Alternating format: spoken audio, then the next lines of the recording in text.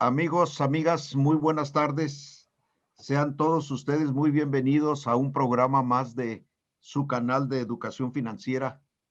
Recuerden que la educación financiera es para todos, no tiene edades. Al niño hay que enseñarle el hábito del ahorro. Al joven hay que enseñarle a que debe tener disciplina en sus hábitos de consumo. Al joven hay que orientarlo en el sentido de que debe pensar en tener y formar un patrimonio para su vida. Y desde luego, llegada a la edad adulta, nos damos cuenta lo importante que es tener libertad financiera, tener la libertad de poder disfrutar unas lindas vacaciones con sus seres queridos y tener una mejor calidad de vida.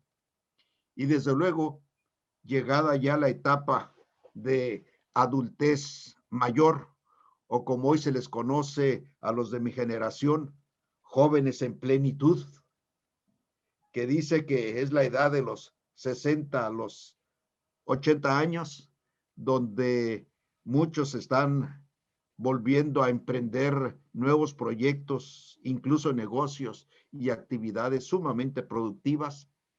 En esa etapa es muy importante que la educación financiera recibida se capitalice y se evidencie a través de un retiro cómodo, en donde sus ingresos provengan fundamentalmente de activos pasivos, ya no de una actividad que implique un esfuerzo físico, y en esa etapa es muy importante capitalizar todo lo hecho en la vida.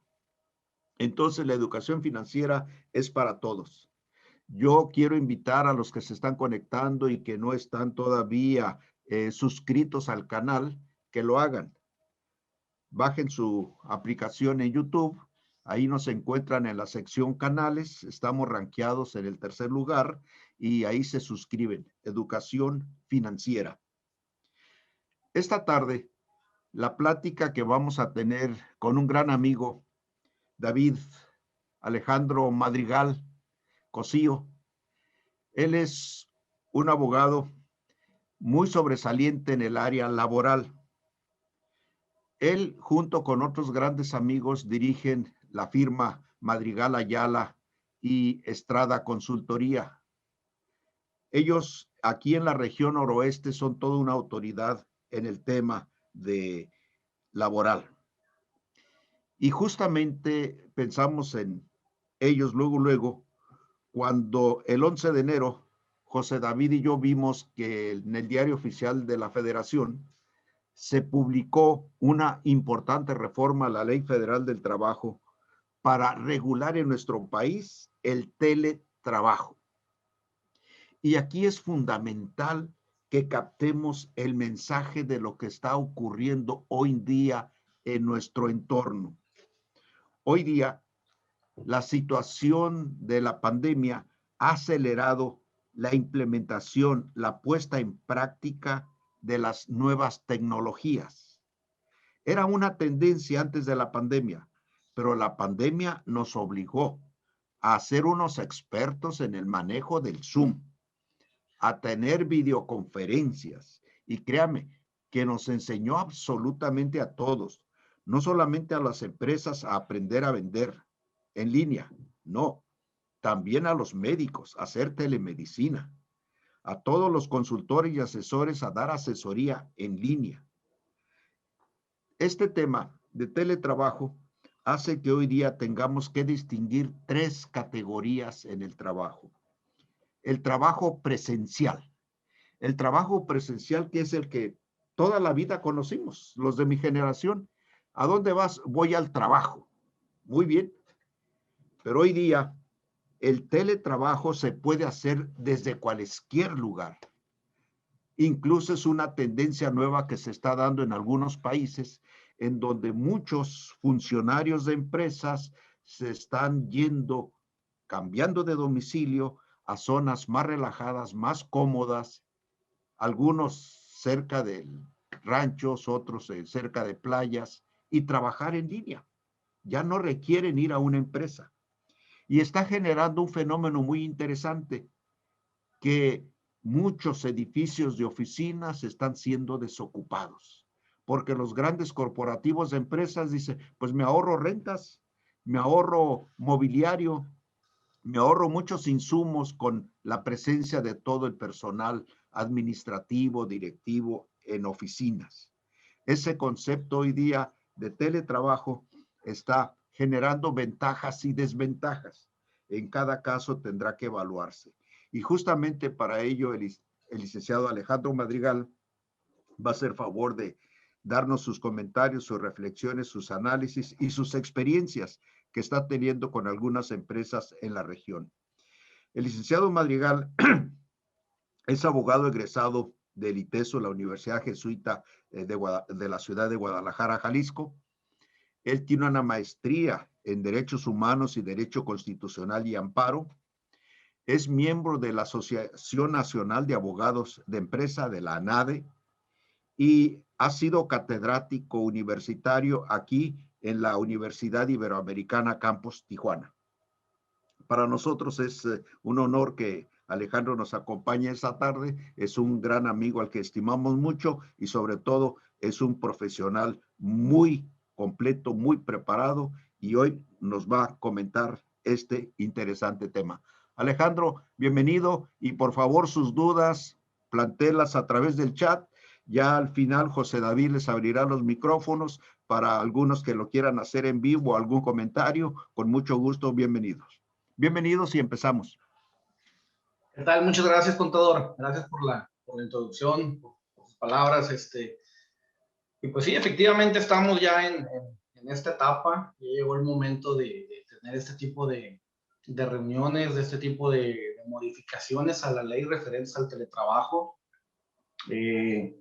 Parecía caricatura esta de los supersónicos, donde veíamos que la gente trabajaba vía remota, que trabajaban por la televisión, y ahora es una realidad, ¿no? Digo, parece que la ley a veces nos alcanza después y llega a regular lo que ya había sucedido, lo que había estado pasando desde hace algunos años en industria maquiladora, en industrias de comercio y de negocio a nivel internacional, derivado de esta globalización, ¿no? Parece que México entró un poco tarde en comparación con otros países a regular, de cierta forma, lo que son las relaciones laborales a distancia. Ya los empleados no están nada más en una fuente de trabajo fija, no nada más están en la oficina, en el centro de trabajo, en el negocio, están inclusive en otras ciudades, inclusive en otros países, ¿no? Y la ley nos permite regular esta parte, ¿no? La ley ahorita ya, como bien comentabas, a partir del 11 de enero se publicó en el Diario Oficial de la Federación, entró en vigor aquí el día inmediato siguiente, que es el día 12. A ver si lo puedo, aquí está. Y hace una adición, amplía lo que venía siendo el capítulo 12 y reforma el artículo 311 de la materia de trabajo, ¿no? Hay que recordar que este capítulo viene dentro de un título de trabajos especiales. Viene dentro del título sexto. Los trabajos especiales ya los hemos conocido como buques, transportistas, naves cargueras,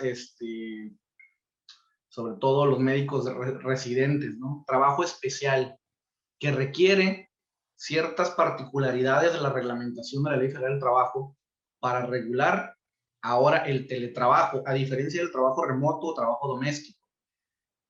Teletrabajo tiene implícito esta reforma la cuestión de la aplicación de tecnologías, y es muy interesante, ¿no? Cómo se establece esta parte ahorita aquí en la reforma. Lo vamos a ir viendo. Quiero desmenuzar un poquito los artículos que se añaden a este título, sobre todo este capítulo en especial, que quiere decir que lo que ya estaba no queda sin efecto, simplemente se adicionan, y lo vamos a ir viendo artículo por artículo, ¿no? Cualquier duda, cualquier cuestión, a mí me gusta, para serles honesto, en las participaciones y cursos, las preguntas son muy enriquecedoras. En cualquier momento hay alguna pregunta, aquí tengo el chat abierto para ir contestando y enriquecer esta práctica, ¿no?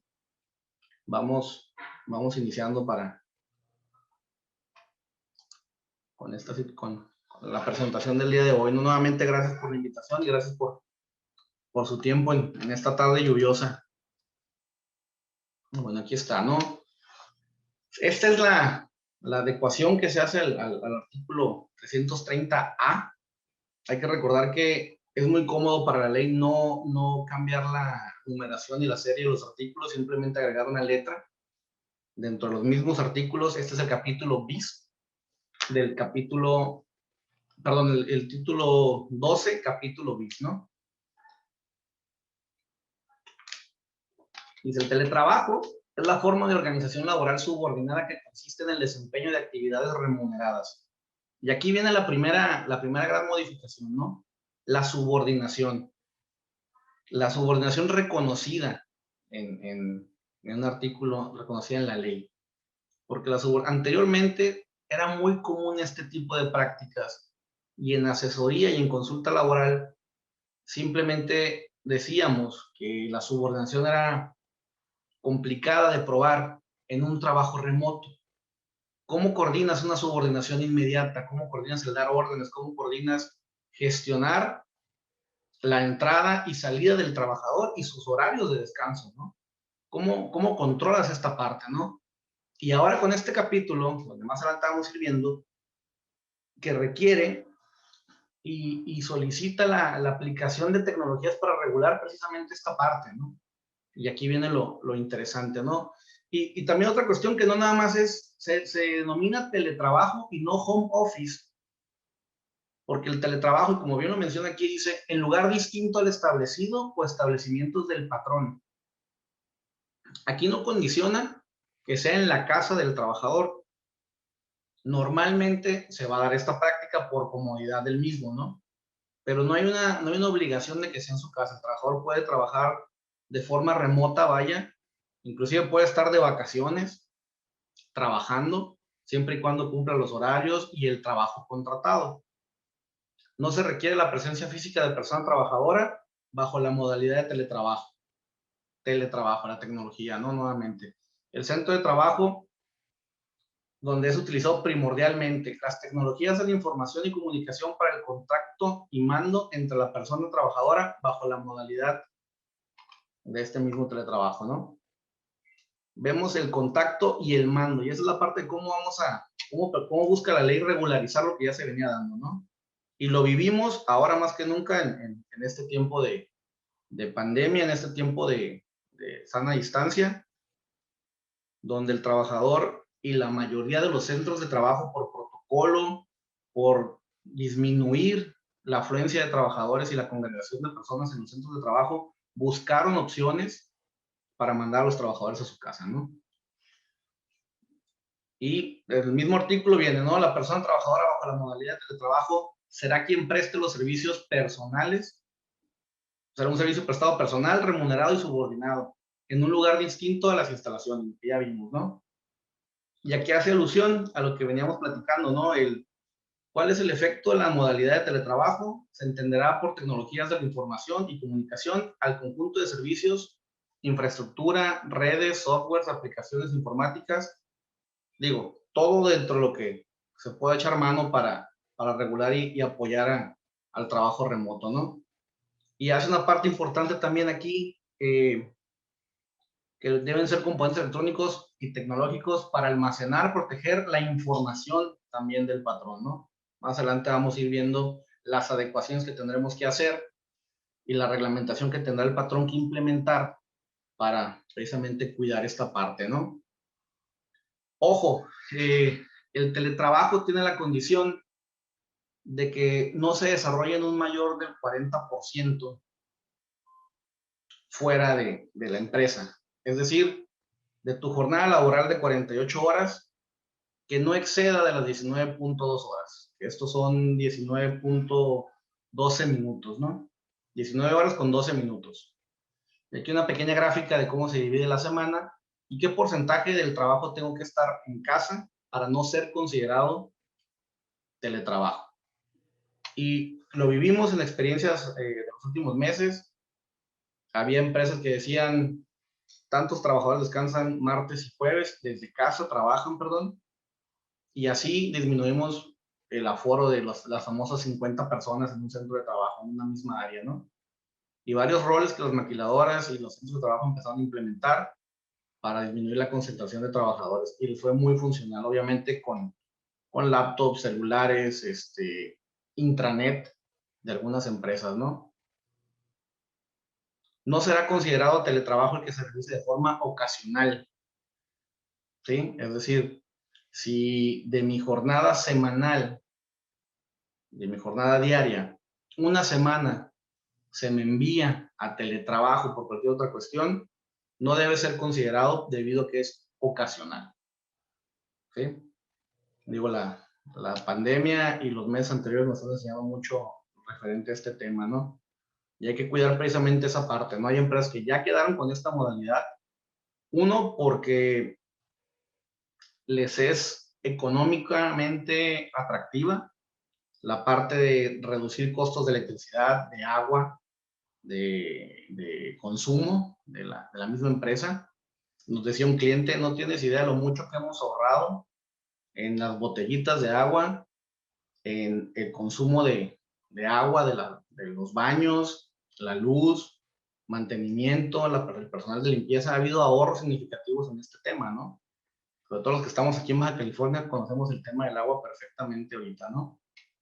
Entonces, hay que insistir y vigilar en este proceso de jornada laboral, que si se va a implementar y no rebasa el 40%, puede ser considerado una práctica de labor presencial. Y aquí el 330B, donde básicamente menciona los requisitos indispensables de un contrato de trabajo, como lo hemos venido estableciendo, de acuerdo a lo que marca la misma ley en su artículo 25. Me permití subrayar estos tres porque son básicamente lo más novedoso y lo más aplicable aquí, ¿no? Obviamente, cuando hablamos de un contrato de naturaleza especial, como lo es el teletrabajo, como lo son los trabajos especiales, que es este capítulo en el que estamos, no desobedece la normatividad que ya establece la ley. Todo contrato debe seguir con los elementos indispensables como nombre, nacionalidad, edad, sexo, domicilio, naturaleza de las características del trabajo, monto y pago y fecha de pago del salario, ¿no? Y además, aquí viene una parte muy interesante, que desde el contrato se deben establecer el equipo e insumos de trabajo, incluyendo el relacionado con las obligaciones de seguridad y salud que se entregarán a las personas trabajadoras bajo esta modalidad. Insumos define la misma ley como bienes, ¿sí? Entonces, todo lo que se le entrega al trabajador para que preste su servicio debe estar establecido en el contrato y debe tener un contrarrecibo, por así decirlo. Más adelante lo vamos a ver porque la ley lo menciona, ¿no? También dice que se deben establecer en el contrato los mecanismos de contacto y supervisión entre las partes. Muy importante. ¿De qué forma se va a generar la actualización del trabajo? ¿De qué forma se va a generar la supervisión del trabajo que se está realizando, ¿no? Esto debe estar considerado en el contrato individual de trabajo. Y aquí lo deja muy ambiguo, ¿no? Las demás estipulaciones que convengan las partes. Y lo menciona y hace señalamiento porque nos permite determinar cada particularidad de los trabajos que se requieran. Digo, no es lo mismo una empresa que se dedica al telemarketing, que se dedica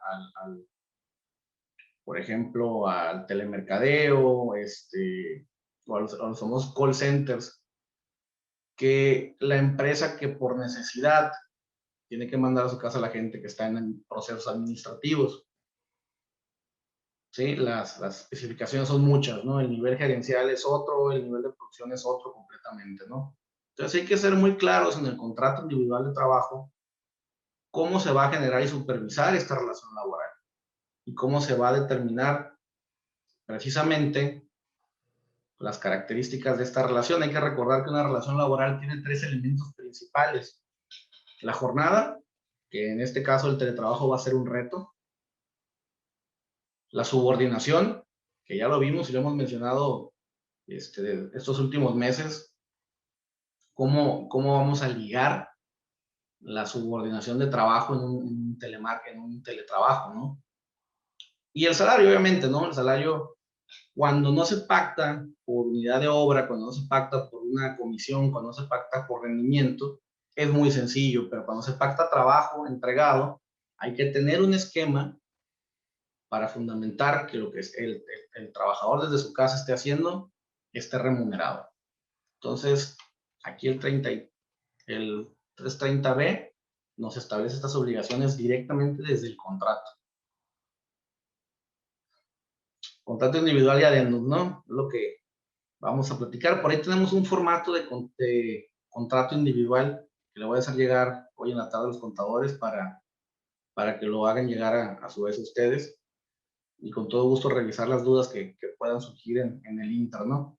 Pero además, ¿qué pasa con los adendum? ¿O qué pasa con la gente que ya está trabajando y tenemos que enviar a su casa por cuestiones de evitar contagios o de evitar precisamente que se propague esta enfermedad? Bueno, o específicamente queremos cambiar la relación laboral que tenemos porque ya nos dimos cuenta que es algo económicamente más atractivo para la empresa, que es algo que nos está generando mayor beneficios tanto para el trabajador como su familia, porque ya no tiene, ya no pierde el tiempo en el tráfico, ya no genera gasto del carro, ya no genera gasolina, estrés, y tiene un mejor rendimiento porque se ha dado.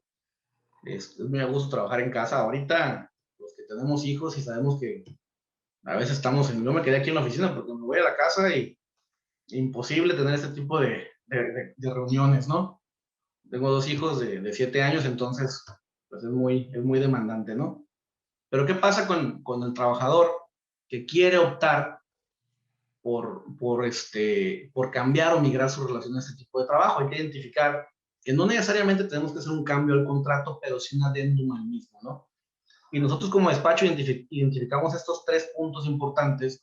Lo que ya veíamos ahorita que nos establece la ley es el contrato individual de trabajo, que es cuando nace de cero la relación laboral y se contrata para el teletrabajo en esta modalidad.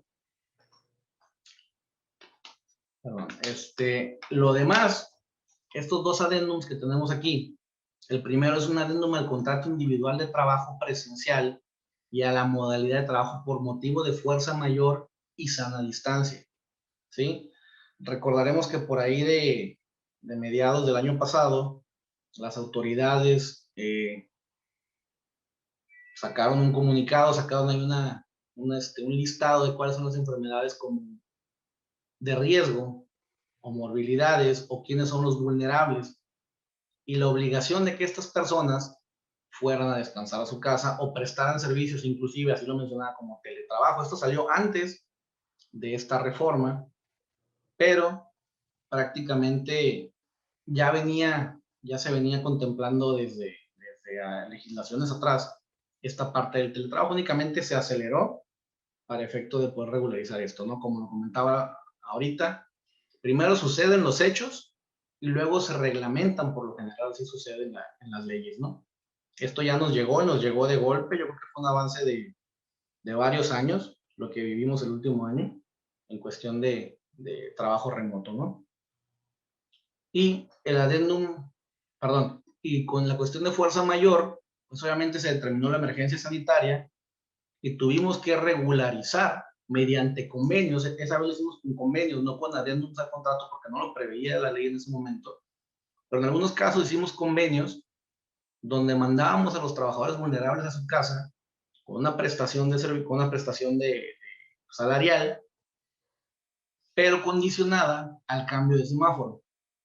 Hay que recordar que el rojo y el anaranjado son las cuestiones que determinaba la autoridad como los más altos índices de contagio, los picos de contagio, y nos permitía, más bien nos obligó a resguardar a estos trabajadores vulnerables para efecto de no mermar su salud. Y a final de cuentas, en el centro de trabajo lo establece la ley, cuando hay una emergencia sanitaria, una contingencia sanitaria, es obligación del patrón cuidar a los trabajadores, ¿no?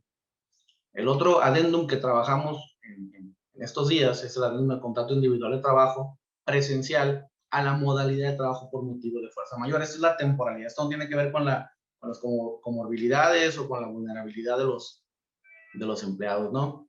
Esta es una parte voluntaria, donde la gente por cuestiones administrativas y por cuestión de comodidad optó temporalmente, aquí viene la parte importante, por cambiar su tipo de trabajo de presencial a remoto, en este caso teletrabajo, y el contrato individual que ya lo veíamos ahorita, ya lo mencionaba, ya se va a dar la necesidad y se va a regular que contrates personas para trabajar únicamente desde trabajo remoto, que no tengan un lugar asignado, que estén trabajando desde fuera de casa, ¿no? Y aquí, híjole, pues nos vienen bastantes preguntas como abogados. Obviamente siempre vemos la parte de tratar de proteger a las empresas y hay que tener cuidado en el contrato con cómo se pacte, cómo se contrate, porque inclusive dónde te van a demandar, ¿no? Tu centro de trabajo puede estar en Tijuana y si alguien adolece de un despido y esta persona fue contratada en la ciudad de Puebla o en Cancún o Guadalajara, pues te van a poder demandar desde allá. Hay que recordar que la ley te establece que el trabajador puede ejercer su acción, puede demandar en el lugar donde reside, en el lugar donde fue contratado o en los lugares donde prestó el servicio. Entonces, nos ha tocado, sobre todo en estas fechas, más incidencia de demandas foráneas. Y ahí dice el patrón, y pues me va a generar un doble gasto, ¿no? Aparte de defenderme, voy a tener que dar viáticos para ir a otras localidades, ¿no? La pregunta básica o la opinión concreta sería, pues páctalo desde el contrato, pero hay que recordar que la Ley Federal del Trabajo no prevé renuncia de derechos y como se establece como un derecho, pactarlo en un contrato no tendría validez en su momento, ¿no? Obviamente caben incidentes de competencia, caben incidentes de falta de legitimación, pero pues ese es un tema un poquito más complejo, ¿no? Nada más les quería comentar para asustarlos un poquito, ¿no? Con este tema. El artículo 330C, que nos habla de la modalidad del contrato, bueno, aquí dice la movilidad, perdón, la modalidad de teletrabajo formará parte del contrato colectivo de trabajo, que en su caso exista entre sindicato y empresas y deberá entregarse gratuitamente una copia de estos contratos a cada una de las personas trabajadoras. ¿Qué queremos decir aquí? ¿Qué quiere decir la autoridad aquí? Que si hay un contrato colectivo, el contrato colectivo ya tiene la obligación de adecuarse a la modalidad de teletrabajo. ¿Por qué? Porque estos trabajadores que están de forma remota, que no tienen una participación, un contacto directo con el centro de trabajo, siguen teniendo los mismos derechos sindicales. Tienen derechos sindicales a la participación y mejoras colectivas de trabajo.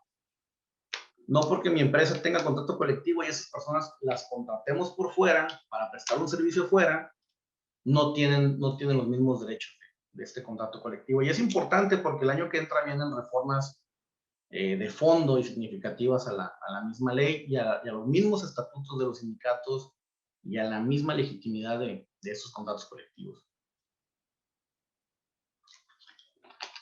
Asimismo, y así lo establece, el mismo artículo hace mención al 132 de la presente ley, que es la Ley Federal del Trabajo, y el 132 habla de las obligaciones patronales, lo cual nos obliga a que por medio de correo electrónico o cualquier otro medio, el empleador, el patrón, le dé a conocer a los trabajadores que hay negociaciones colectivas para que estén en el derecho de participar en la libertad y negociación sindical, ¿no? Que es lo que subrayamos aquí. Entonces, es obligación patronal enterar a los trabajadores que están de forma remota de cualquier negociación colectiva y en su caso, cuando se cuente con un contrato colectivo, de darle copia del mismo y adecuarlo a esta modalidad. El artículo 330, de hecho, no sé si a lo mejor voy un poco rápido, si hay alguna pregunta, con todo gusto, ¿no? Me detengo y se explica, ¿no? Yo creo que hasta que llegamos a la parte de las obligaciones del trabajador, también vamos a tener algunas dudas aquí, ¿no? El artículo 330D, si se fijan, no cambia, ¿no? ¿Por qué no cambia? Porque no van a modificar, no van a sumar artículos o restar artículos. Lo más cómodo legalmente y de forma jurídica es agregar estas disposiciones, la letra al final, ¿no? Y el artículo 330D El patrón que no cuente con un contrato colectivo de trabajo deberá, como obligación, incluir el teletrabajo en su reglamento interior de trabajo y establecer mecanismos que garanticen la vinculación y contacto entre las personas trabajadoras que desempeñan sus labores bajo esta modalidad. Es decir, es una obligación para el patrón agregar y de cierta forma legitimar esta modalidad de teletrabajo dentro de un reglamento. Hay que recordar en términos de jerarquías que lo que obedecen los patrones es la Ley Federal del Trabajo. De ahí existe el Reglamento Interior de Trabajo que funciona como una legislación vinculada por los mismos patrones para los trabajadores en cuestiones más específicas. Hay cosas que la ley no menciona, pero los patrones tienen necesidad de regular en los centros de trabajo. Dígase el uso de celular, la vestimenta, el uso de consumo de alimentos, ciertas cuestiones más técnicas que deben estar en el Reglamento Interior de Trabajo. El Reglamento Interior es eso, no es la reglamentación que tiene el patrón para prestar el servicio. Y aquí es donde viene esta situación de regular la forma en la que se va a prestar el trabajo, la forma en la que desde casa podemos reglamentar lo que ocupamos o lo que necesitamos para que el trabajador que esté de forma remota esté constantemente haciendo durante su jornada laboral. Hay que recordar que la jornada laboral es el tiempo que pone el trabajador a disposición del patrón. Por ende, podemos exigir y podemos pedir que se realice con ciertas características, que esté conectado de tal hora, mientras esté dentro del horario de trabajo, mientras no exceda el límite legal permitido. Podemos exigir que atienda llamadas, que atienda correos, y todo esto debe estar específico desde el contrato y clarificado en el reglamento. Los puntos finos deben estar en el reglamento, porque si no tendríamos un contrato a lo mejor de 40, 50 hojas, ¿no? Y el reglamento sí nos permite los capítulos especiales de seguridad e higiene, los capítulos de la forma en la que se presta el servicio de jornada y las comisiones también, ¿no? Entonces sí es importante que revisemos el reglamento para los que vamos a contratar de forma remota, ver cómo está adecuado y ver de qué forma se empata con estas nuevas disposiciones, ¿no?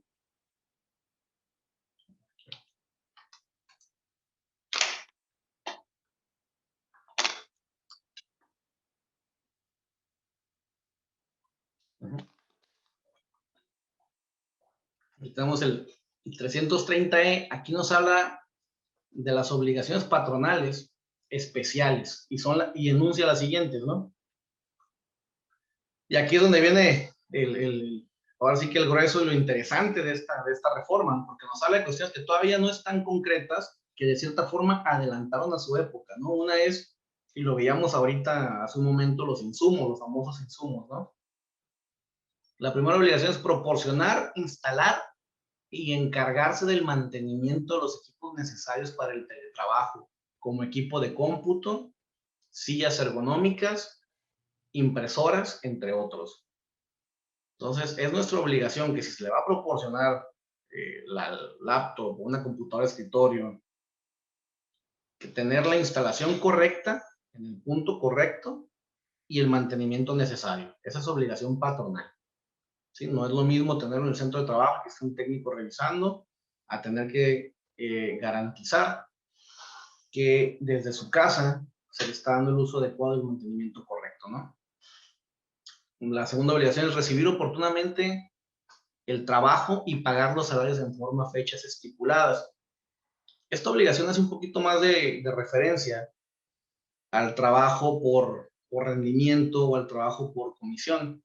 Cuando los trabajadores prestan un servicio, digamos, en el caso de telemarketing, de ventas, es una obligación del patrón recibir al trabajador para esclarecer el trabajo que realizó y con ello recibir el pago correcto y necesario de lo que se generó.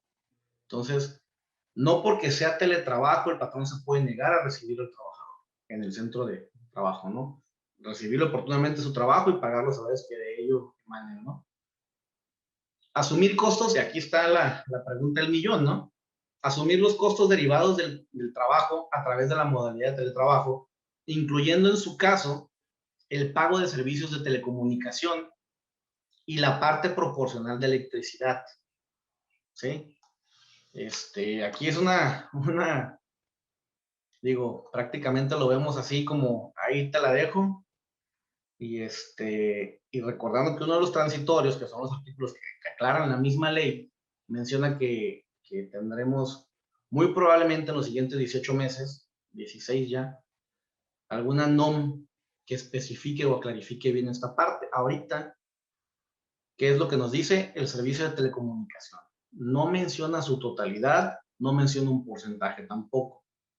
¿Qué es lo que han estado haciendo algunas empresas? Han pagado lo que consideran que se consume como una tabla de ingeniería, una cuestión técnica que consume cada trabajador por el hecho de estar laborando y lo que necesita, ¿no? Hay empresas en el centro del país han hecho estudios de mercadeo de cuánto es lo que cuesta realmente en promedio el acceso a telecomunicaciones en México y han otorgado un bono, han otorgado el pago de esta remuneración. Y en uno de los foros en los que tuve oportunidad de participar, que me pareció muy interesante y lo quiero sacar a colación porque es un tema fiscal, es un tema contable, decían, ¿cómo voy a pagar, cómo voy a enterar yo esta cuestión de telecomunicación? Y lo voy a hacer deducible cuando por un lado tengo laboralmente la cuestión de que todo lo que integra o percibe el trabajador por su salario es salario, por su servicio, perdón, es salario, y por el otro lado estoy exento a que las herramientas de trabajo pueden ser sujetas a deducciones, ¿no? No forman parte de este salario para efecto de trabajo. Entre el Seguro Social, hasta donde yo tengo conocimiento, no ha hecho ningún pronunciamiento de cómo, qué tratamiento le va a dar a esta situación, a estos famosos bonos ahora, ¿no? Si son deducibles, no son deducibles. Ahí yo prácticamente quedo de ustedes, contadores, para que nos especifiquen cómo lo pueden integrar, ¿no? Y la parte proporcional de electricidad, muy, hemos escuchado autoridades que de forma muy tajante dicen, pues agarra el recibo de un día y perdón, de este bimestre, y agarra el recibo del otro bimestre, y la diferencia la tiene que pagar el patrón. Realmente no coincidimos con esta cuestión, porque ahorita, bueno, hay que recordar que hay zonas donde la electricidad está subsidiada y hay tarifas también. No es lo mismo una persona que se le contrata para prestar un servicio nocturno que para prestar un servicio de día. Digo, la tarifa, hasta donde tengo entendido, varía. Sería cuestión de verlo un poco más técnico, ¿no? Ahí lo que vamos... Hay una pregunta, perdón por la interrupción, ¿se la puedo hacer? Claro, adelante. Ahorita que estamos tocando este tema, aquí nos hace una pregunta muy interesante. Dice lo siguiente: ¿y qué pasa si la empresa no cubre los servicios de telecomunicación y se tiene alguna consecuencia? ¿Qué pasa si la empresa no cubre los servicios de telecomunicación? Hay que recordar que esto es una ley y se está generando un derecho. Se genera, por ende, una prestación. Todo lo que se genera, todo lo que emana de una ley es exigible en un juicio laboral. En su momento, si no se le da un pago como tal, porque así hemos visto algunas ocasiones en algunas permutas de derechos, por así decirlo, pero se le da una compensación económica por otra parte, ¿no? ¿Qué pasa si no se le da el servicio de comunicación? Lo que nos sucede es que el trabajador tiene hasta un año para demandarnos de forma retroactiva el pago de estos derechos. Eso es lo que sucede. ¿Qué consecuencias tiene? Pues tiene la posible demanda, ¿no? Perfecto, gracias. Así es. Esto ya viene dentro de la ley, ya es parte de exigible, por así decirlo, ¿no? Es exigible más bien, ¿no? Parte proporcional de electricidad. Nos encontramos con una empresa precisamente que nos presentó un estudio hecho por un ingeniero muy completo, en donde, de acuerdo, esta es la parte importante, hablamos del insumo, de lo que se le va a dar al trabajador, ¿no? Y ahorita voy a las sillas ergonómicas, ¿no? Este es otro tema también completamente complejo, ¿no? Pero hay forma de identificar cuánto gasta la computadora, la laptop, el tablet que te estoy dando para que labores por 8 horas. Sí hay forma de calcularlo, ¿no? Yo comentaba que ahorita es un poquito desmedido el hecho de pagar la comparativa de recibo contra recibo. ¿Por qué? Porque la mayoría de los padres que están en la casa ahorita tienen a sus hijos conectados a clases virtuales, la familia está en la casa, no se consume el mismo kilowattaje, si excedes de ciertos watts, te excede la tarifa, te sube también la tarifa de luz. Y ahorita pues nos ha subido bastante el gas, nos ha subido cuestiones ahí que antes, el año pasado en comparativa, va a estar un pico de mucha diferencia de gasto, ¿no? Y aquí viene llevar registro en la siguiente obligación, que es la 4, llevar registro de los insumos entregados a las personas trabajadoras bajo la modalidad de teletrabajo en cumplimiento a las disposiciones en materia de seguridad, que esto me imagino que es a la cuestión de ergonómico, y de salud en el trabajo establecidas por la Secretaría del Trabajo. ¿Por qué? Porque de aquí pueden derivar algunas inspecciones. De los últimos artículos que adicionan, sí permite que la Secretaría del Trabajo haga inspección de teletrabajo. ¿Cómo? No sabemos si van a ir a tocar al centro de trabajo para pedir la documentación o van a ir directamente a la casa del trabajador, que lo veo muy complicado, salvo una denuncia como tal muy específica que ya sería cuestión de ir viéndolo sobre la marcha, ¿no? Y el criterio de cada autoridad.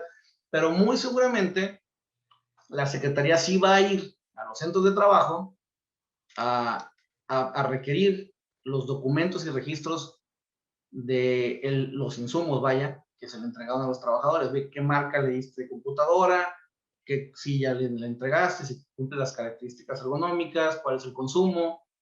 Y algunas empresas, lo hemos estado viendo, se han anticipado esta parte e inclusive les han dado a sus trabajadores focos con menor wattaje y les dan bonos por el pago del posible aumento de tarifa de electricidad, ¿no? Pagan el servicio de telecomunicaciones, un estándar, un promedio, que saca una media a nivel nacional, en este caso alrededor de 100 y tantos pesos mensuales, y otra parte por el consumo de electricidad que promediaron, que es lo que te gasta un foco, que es lo que te gasta la computadora por un periodo de 8 horas diarias, y un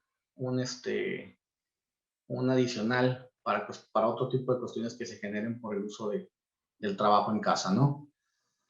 Implementar mecanismos, la 5, implementar mecanismos que preserven la seguridad de la información y datos utilizados por las personas trabajadoras en la modalidad de teletrabajo. Y aquí yo creo que regula lo que ya hemos estado viendo en algunos centros de trabajo, los famosos departamentos de IT, ¿no? Que le llaman esta cuestión tecnológica, ¿no? En algunas empresas se te entrega la computadora para uso personal y estás monitoreado. La actividad de este equipo de cómputo está monitoreado por un departamento informático. Si tú accedes a páginas en horario digamos, a Netflix, en un horario de trabajo, obviamente brinca una alerta, ¿no? Si le agregas un dispositivo USB a tu computadora que puede copiar información, también manda una alerta a este departamento tecnológico, ¿no? Esta es una obligación cuando hay información sensible por parte de la empresa. Obviamente, lo más común que vemos son los famosos firewall, que le llaman, para evitar precisamente cuestiones que han estado desafortunadamente muy de moda en México, como el robo de información en las empresas, el secuestro de información en las empresas, ¿no? Gente que tiene habilidades en computación, entran, roban información, borran de los servidores y luego piden una demanda por eso, ¿no? De manera completamente ilegal. Ven, aquí obliga al patrón a implementar estos mecanismos que preserven la seguridad, ¿no? Y dependiendo ahora sí de la cuestión y el giro de su empresa, va a ser lo que cada quien requiera, ¿no? No sé si hay una pregunta aquí también. Si el trabajador cuenta con silla ergonómica que consiguió por su cuenta, ¿es obligación del patrón pagársela o hay manera de que el trabajador se nos va para arriba?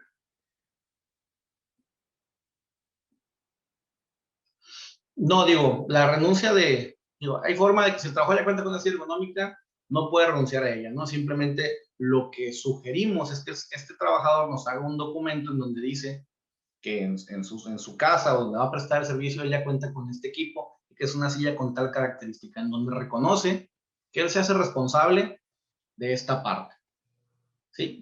Siendo la empresa quien le puede otorgar esta cuestión, él reconoce que ya cuenta con ello y que es una silla que él considera cómoda de acuerdo a sus necesidades.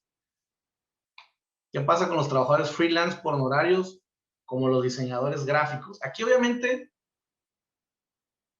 esta es una parte importante, porque no es lo mismo una relación laboral a un contrato de prestación de servicios profesionales.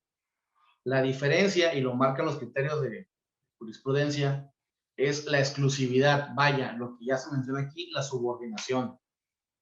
Si estas personas son contratadas para realizar un proyecto, realizar una campaña o cierto trabajo por obra, por así decirlo, y se generan, como bien dicen aquí, por honorarios, y hay una factura, un intercambio de información comprobable de que fue un servicio profesional pactado, no genera una relación laboral. Aquí estamos hablando de un tiempo indeterminado.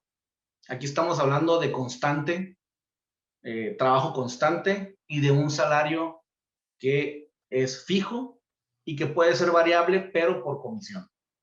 ¿Sí? El tema de los freelance aquí no aplica, pero ojo, hay que cuidar que tengamos los elementos como un contrato de prestación de servicios, se expidan las facturas respectivas y siempre recomendamos que en el contrato se especifique cuál es el trabajo pactado específicamente.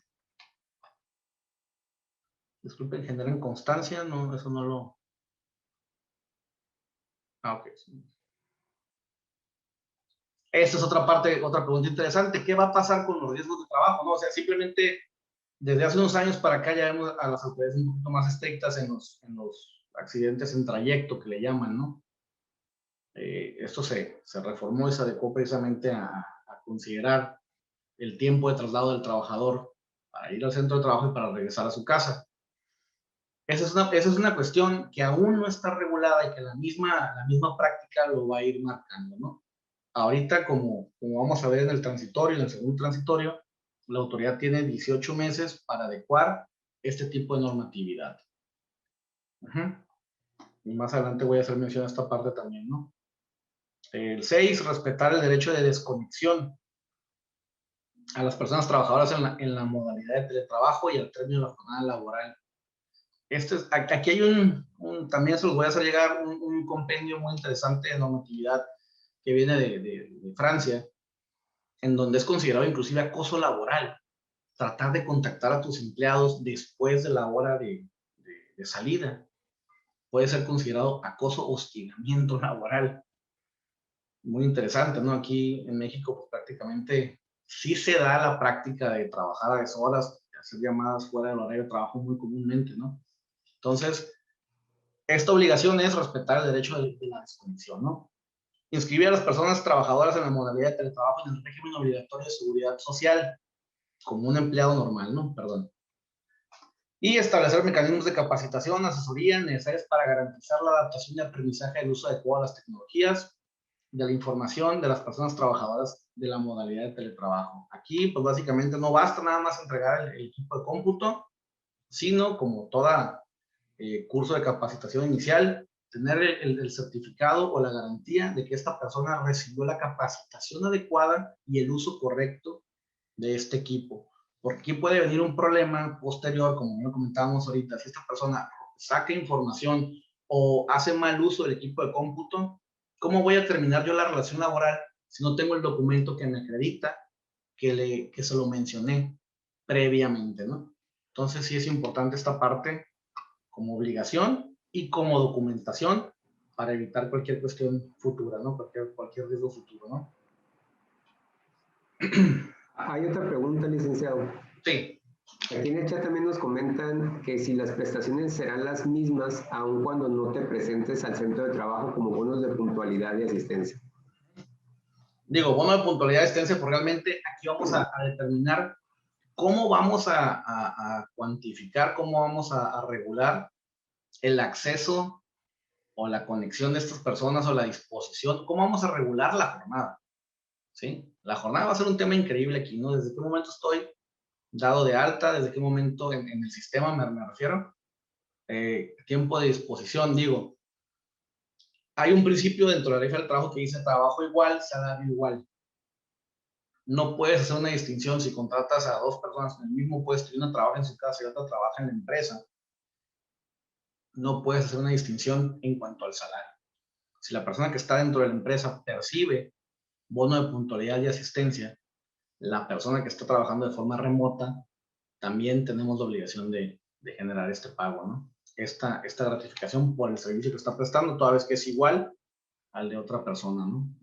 Al de un empleado en la misma jerarquía. Perdón, ya me fui aquí.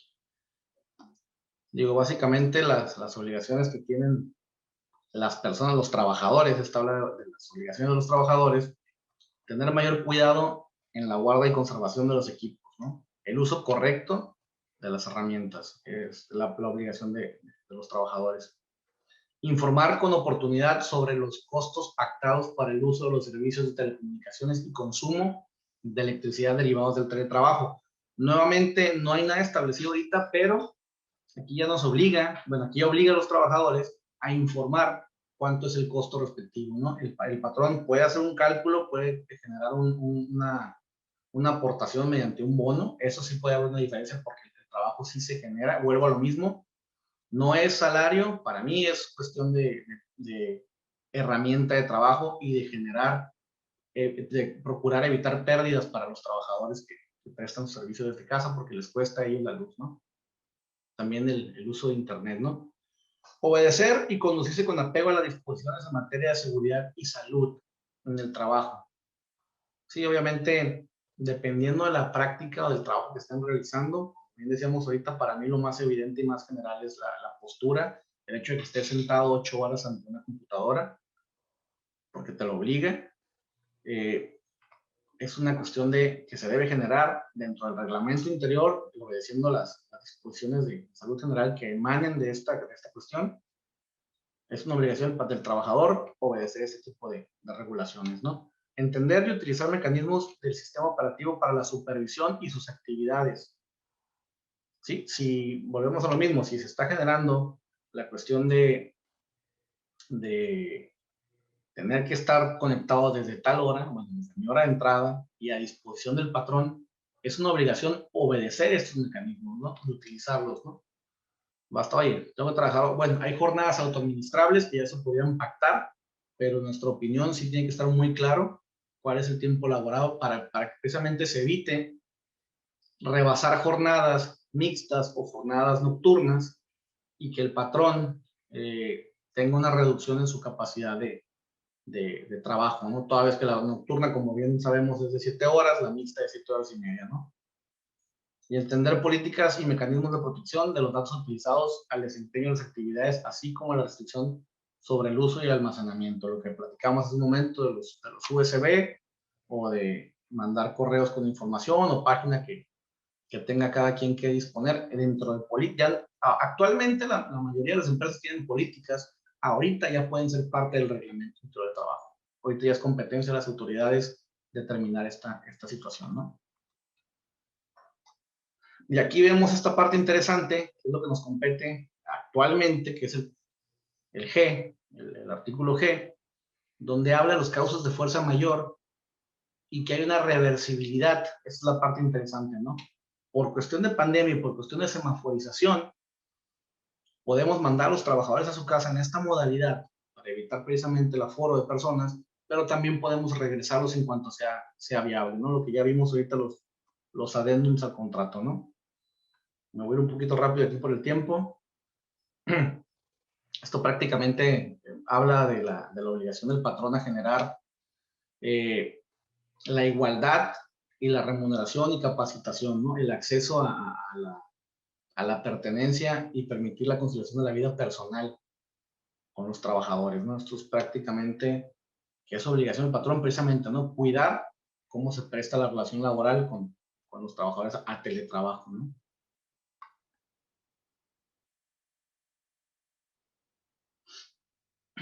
Digo, básicamente lo que ya hemos estado platicando sobre el uso de tecnología, esto si quieren se los mando para que lo revisen, ¿no? Pero la parte importante, ya para que lo vean a detalle, viene dentro del mismo decreto, pero la parte importante aquí es que si bien tenemos que garantizar y controlar el tema de la entrada y la salida y de la jornada y la prestación, no podemos invadir la privacidad de los trabajadores en casa, ¿no? Ni hacer mal uso de la información personal de estas personas, ¿no? Sí lo reitera el 33I, donde básicamente nos obliga a respetar el marco jurídico aplicable de cada situación y protección de datos personales, ¿no?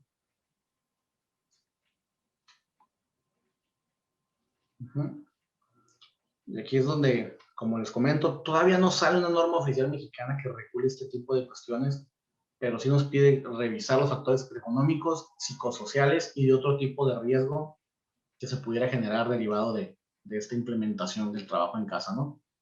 Y aquí viene la norma 36, fue publicada en el 2018, es lo más apegado a esta situación, obviamente en el objetivo, que es establecer los elementos para identificar, analizar, prevenir y controlar los factores de riesgo ergonómico en los centros de trabajo derivados del manejo manual de cargas a efecto de prevenir alteraciones en la salud de los trabajadores.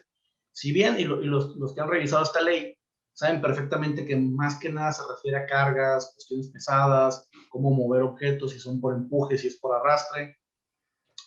Su campo de aplicación se rige en todo el territorio nacional y donde nos compete aquí y pudiera encuadrar un poco en esta adecuación al teletrabajo es el 4.13, donde nos habla de un trastorno muscular esquelético laboral, que es aquella lesión o enfermedad del sistema osteomuscular y del tejido conjuntivo causadas por la exposición laboral a factores de riesgo ergonómico. Esta es la parte que sí pudiera encuadrar para efecto, como bien lo comentábamos, de estar sentados más de 8 horas en tu centro, en tu casa, ¿no? No hay ahorita una norma como tal, si la revisan, es lo más supletorio que se pudiera generar, ¿no? Pero lo hemos visto en cuestiones de trabajo repetitivo, sobre todo en maquiladoras, que es en el mismo proceso, cómo se recomienda estar turnando y cambiando de posición para no hacer el mismo trabajo, generar enfermedades como túnel del carpio, fatiga muscular y cuestiones así, ¿no? Y ya para terminar, el artículo K, por así denominarlo, nos le concede atribuciones a las autoridades para comprobar que los patrones lleven registros de los insumos que habíamos comentado. Y aquí quiero hacer una pausa e insistir otra vez que sí es importante, para efecto de que los mismos patrones tengan un control y un respaldo, identificar qué elementos se les están dando. Si es la computadora y por lo general, si podemos agregar la copia de la factura o el valor estimado del equipo, es muy importante, porque luego los trabajadores a distancia o se desconectan, dejan de presentarse y ya se llevan el equipo, y es un equipo que a lo mejor tiene un valor significativo, y nos ha tocado llegar a juicios o demandas laborales en donde dice el patrón, oye, me está pidiendo 45 días, pero la computadora, el celular y todo lo que se llevó tiene un valor del triple de eso, o sea, dile que me lo regrese y se lo pago, ¿no? Entonces, para efecto, y la ley te lo prevé, de reconvención, de reconvenir al trabajador y demandarle el pago, hay que tener muy clara las herramientas que tuvo y el valor que éstas generan, ¿no? Vigilar salarios que no sean inferiores a los que se pagan en la empresa, lo que comentaban ahorita, si debo de pagar los bonos. Estas son las atribuciones que pueden tener las autoridades del trabajo, ¿no? A ver, ¿por qué a este cuate y este cuate que están en el mismo puesto, en la misma jerarquía, tienen distinción salarial? Y puede requerir multas, ¿no? Recaen multas por lo general, ¿no? Y las demás obligaciones especiales que emanan de este capítulo, ¿no? Como veíamos los transitorios, el primero que el presente decreto entró en vigor al día siguiente, 12 de enero, y lo que veíamos, ¿no? Y aquí hace mención a la norma oficial mexicana y el plazo que nos da para implementar esta ley, ¿no? Y prácticamente creo que ya estamos sobre el tiempo, contador. Licenciado, felicidades, muy buena presentación. Estoy Gracias. seguro que este va a ser uno de los videos más vistos. Quiero insistir en las personas que están conectadas de que se suscriban al canal. En el canal van a ver ustedes 175 pláticas, todas de alto nivel por los invitados de lujo que hemos tenido.